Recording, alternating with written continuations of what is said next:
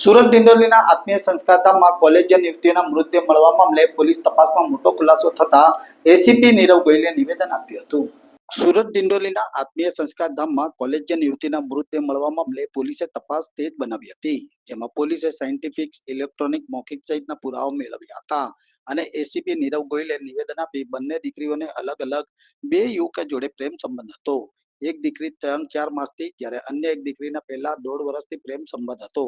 જે બંને દીકરીઓને યુવક જોડે બ્રેકઅપ થયું હતું. પ્રેમ સંબંધમાં બ્રેકઅપ થવાના કારણે બંને દીકરીઓ હતાશ હતી, જેના કારણે બંને દીકરીઓએ આપઘાત કર્યા હોવાના પુરાવા પ્રાથમિક તપાસમાં પોલીસને મળ્યા છે. બંને દીકરીઓ 18 અને 20 વર્ષની છે, જેથી પોલીસ સહાનુભૂતિપૂર્વક તપાસ કરી રહી છે. આ તપાસ ખૂબ જ સંવેદનશીલ છે, જે બાબતે જાહેર કરી શકાય તેમ નથી. પુરાવાના આધારે બંને દીકરીઓના અલગ અલગ વ્યક્તિઓ જોડે પ્રેમ સંબંધ હોવાનું પણ સામે આવ્યું હતું. તારીખ 7 માર્ચ 2026ના રોજ ડિંડોલી પોલીસ સ્ટેશનમાં બે દીકરીઓ એટલે કે એક 18 વર્ષની અને એક 20 વર્ષની દીકરીઓની લાશ સ્વામિનારાયણ મંદિરના મહિલા ટોયલેટમાંથી મળી હતી, જે અનુસંધાને અકસ્માત મોતના દાખલ કરવામાં આવી હતી. પ્રાથમિક તપાસમાં જે કંઈ ઓરલ એવિડન્સ એટલે કે મૌખિક પુરાવા, પછી બીજા સાયન્ટિફિક એવિડન્સ, ઇલેક્ટ્રોનિક એવિડન્સ અને અમુક સ્વતંત્ર સાહેબોના પણ નિવેદનો પણ લેવામાં આવેલા છે. એમાં તપાસ દરમિયાન એવું જણાઈ આવે છે કે બંને દીકરીઓ હતી એમને અલગ અલગ એક દીકરાઓ જોડે પ્રેમ સંબંધ હતો અને એમના એટલે એક દીકરીના લગભગ 3-4 મહિનાથી અને એક દીકરીના લગભગ 1.5 વર્ષથી પ્રેમ સંબંધ હતો અને એમાં બ્રેકઅપ થયેલું હતું, એટલે કે પ્રેમમાં હતાશ બંને દીકરીઓ થઈ ગઈ હતી અને એના કારણે જ આ બંને દીકરીઓએ સુસાઇડ કર્યું છે, એવા પુરાવા હાલ પ્રાથમિક તપાસ દરમિયાન મળી આવ્યા.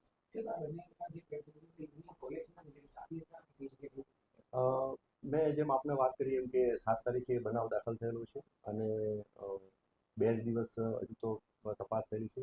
તપાસ પ્રારંભિક તબક્કામાં છે. બીજું, જે રીતના 18 વર્ષ અને 20 વર્ષની દીકરીના આત્મહત્યાનો બનાવ છે, એટલે પોલીસે પણ સહાનુભૂતિપૂર્વક આગળ વધવાનું રહે છે. એટલે તપાસ સંવેદનશીલ છે, તપાસ પ્રાથમિક તબક્કામાં છે અને તપાસના હિતમાં અમુક બાબતો હાલના તબક્કે ડિસ્ક્લોઝ કરી શકાય એમ નથી.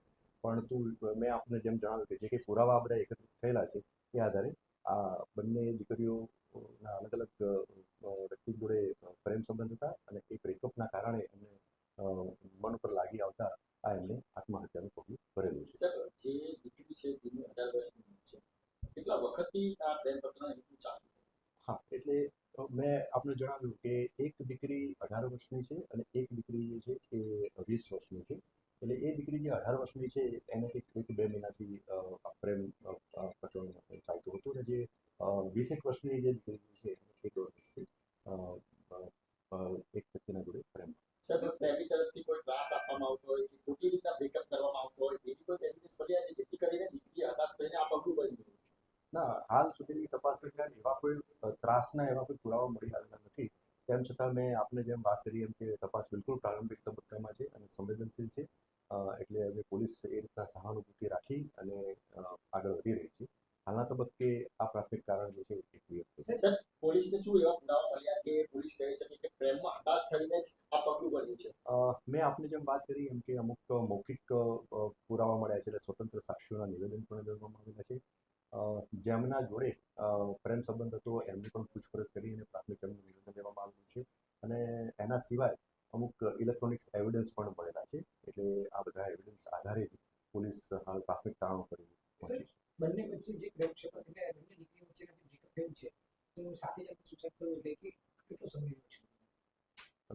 એટલે બંને દીકરીઓ જે છે સાથે સુસાઇડ કર્યું છે, બંનેના બ્રેકઅપ સાથે જ થયા કે કેટલો ગેપ રહ્યો? પ્રાથમિક તપાસમાં એવું જણાઈ આવ્યું છે કે છેલ્લા લગભગ 20 દિવસમાં આ બંને દીકરીઓના બ્રેકઅપ થયેલા હતા. એટલે એક દીકરીના લગભગ 4-5 દિવસ પહેલા અને એક દીકરીના લગભગ 12-15 દિવસના સમયગાળા દરમિયાનમાં બ્રેકઅપ થયેલું છે. સર, શા કારણથી બ્રેકઅપ થયા છે ખબર છે? ના, એ પ્રાથમિક પૂછપરછમાં બંને જે દીકરાઓ હતા એમનું પણ સ્ટેટમેન્ટ લેવામાં આવેલું છે. એટલે એમને બ્રેકઅપ થયેલું છે અને પ્રેમ સંબંધ હતો એવું એમને પ્રાથમિક પૂછપરછમાં જણાવ્યું છે.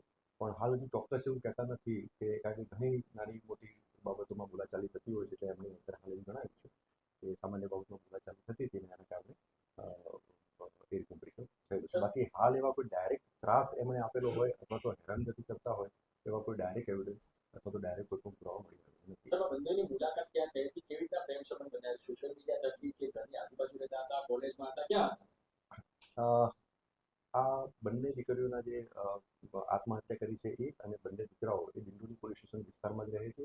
નજીક જે એમના ઘરો અને સોસાયટી છે એટલે એ ઘણા વર્ષોથી એકબીજાના પરિચયમાં હતા, પણ જે આ પ્રેમમાં જે હતા મેં આપને વાત કરી એમ કે એ આ સમયગાળા દરમિયાન જણાવ્યું એ રીતના જ એક પ્રેમમાં પડેલા એકબીજા સાથે.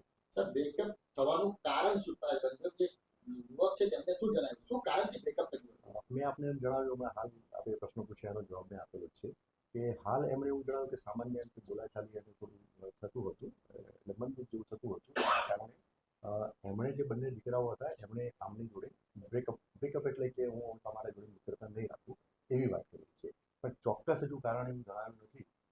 એટલે એ બાબતમાં આપણે વધુ પૂછપરછ ચાલુ છે અને આગળ જે કંઈ તપાસમાં થશે આપણે જાણ કરીશું. સાહેબ, આ બંને દીકરાઓ છે જે યુવક છે તે બંને પરિચિત છે પાછળ એકબીજા સાથે? હા, બંને જે દીકરાઓ છે એ એકબીજાના પરિચિત છે. જેમ આ બંને દીકરીઓની જે આત્મહત્યા થઈ ગઈ, આપઘાત કરેલો છે, એ બંને જેમ પરિચિત હતા એમ બંને એકબીજાના. સાહેબ, હવે કઈ રીતના તપાસ કરવામાં આવશે પોલીસની? એક તો આમ પ્રાથમિક જે પુરાવા એકત્રિત થયેલા છે એ આધારે બંને દીકરીઓ આત્મહત્યા કરી છે એવું જણાઈ આવ્યું છે. તેમ છતાં જે મેડિકલ એવિડન્સ એટલે કે PM નોટ અને ફાઇનલ પોઝિટિવ જેટલું આવવાનું બાકી છે, એમાં હિસ્ટોપેથોલોજીકલ રિપોર્ટ અને કેમિકલ એનાલિસિસ પર બાકી છે. એ આવશે એટલે એક મેડિકલ એવિડન્સ મળશે. એના સિવાય બંને દીકરીઓના મોબાઈલ ફોન કબજે કરવામાં આવેલા છે. બંનેના મોબાઈલ ફોન પણ એફએસએલમાં મોકલવામાં આવશે. એના સિવાય CDR, એના સિવાય ઓરલ એવિડન્સ, ઇલેક્ટ્રોનિક એવિડન્સ આ બધા ભેગા કરી અને તપાસ પૂર્ણ કરવામાં. કોઈ બ્લેકમેલિંગનો સાહેબ કિસ્સો તો નથી જેનાથી દાસીને દીકરીએ આ પગલું ભર્યું હોય? ના, મેં આપને એમ જણાવ્યું કે હાલ સુધીની તપાસમાં એવી કોઈ પણ પ્રકારે આ બંને દીકરીઓને કોઈ પણ એટલે કે જેમના જોડે પ્રેમમાં હતા એ અથવા તો કોઈ પણ પેરેન્ટ અથવા કોઈ અન્ય વ્યક્તિ તરફથી માનસિક ત્રાસ કે શારીરિક ત્રાસ આપેલો હોય એવી કોઈ હકીકત આજ દિન સુધીની તપાસમાં આવી.